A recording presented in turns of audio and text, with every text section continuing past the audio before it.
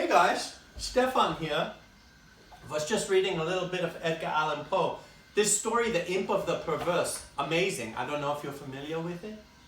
Anyway, I have some rather sad news I wanted to share with you. I don't think I'm going to be able to make videos for a while. I have a family emergency and I really need to orient my priorities to that. I hope to get back to it at some point, but I'm really not sure when. April Fools. This one, of course, is this videos. Now listen, I've been getting a lot of viewer questions, and so I decided to try to answer a few questions today. The first one is from Mark in Essex Junction, Vermont.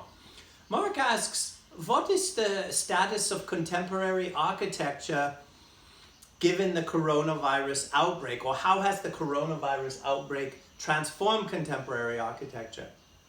I think that one suggestion, Mark, I would make is to really look at my Vimeo account, which is something I share with my cousin Stephan, who does architectural tours of Los Angeles. He's really the expert on architecture. But what I will say now is that parametricism is completely being transformed by the coronavirus in terms of how it relates to this discipline of architecture.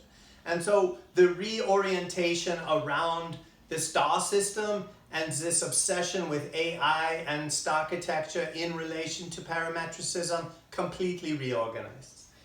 In any case, we'll move on to our second question, which is from Emily in the outskirts of Chicago, who asks, how can I make sure I'm getting enough protein in this time of coronavirus with self-isolation? I would say, Emily, first of all, bugs. The main thing is to eat insects. Always a good source of protein. But also, if you are eating meat of any kind, you really don't need to worry or not so much of whether you're getting protein. And if you're a strict vegetarian, I would say you can get a complex protein by combining rice and beans or other forms of legumes and grains, whole grains. This is the key.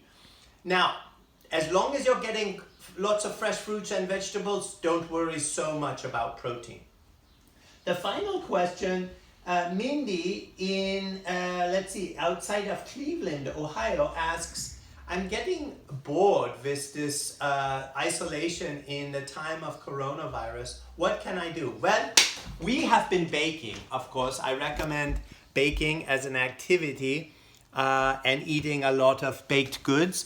Next, I'll take you over to this area here where we have, of course, this is a puzzle which we've been working on for several weeks. We haven't gotten very far, but of course, puzzles are a good time.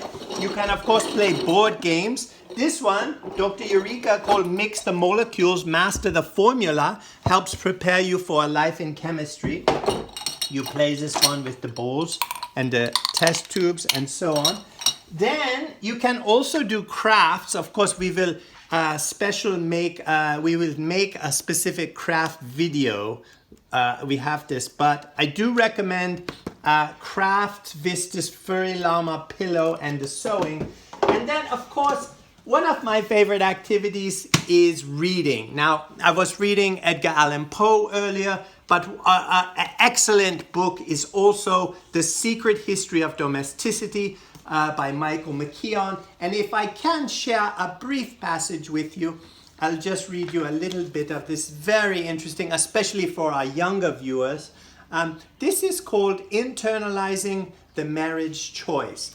And McKeown writes, beginning with its famous first sentence, Pride and Prejudice provides us with an antithetical vocabulary for mediating on the terms of the marriage choice that, although increasingly available to us from other sources, it is from the outset deeply embedded in the antithetical attitudes of Elizabeth's parents. And although the theme of forced marriage is most effectively internalized by Austen, in the general sense of tacit parental influence early on, it is figured more particularly as the sort of influence that elevates public necessity over private inclination. external and financial over internal and emotional motives in the making of the marriage choice. This just gives you a tiny flavor of this excellent book, very appropriate for children, The Secret History of Domesticity. These are my suggestions, and next time we'll work on this craft projects as well as a garden tour. Thank you and enjoy your solitude. All of our best to those facing symptoms during this coronavirus time. Also subscribe.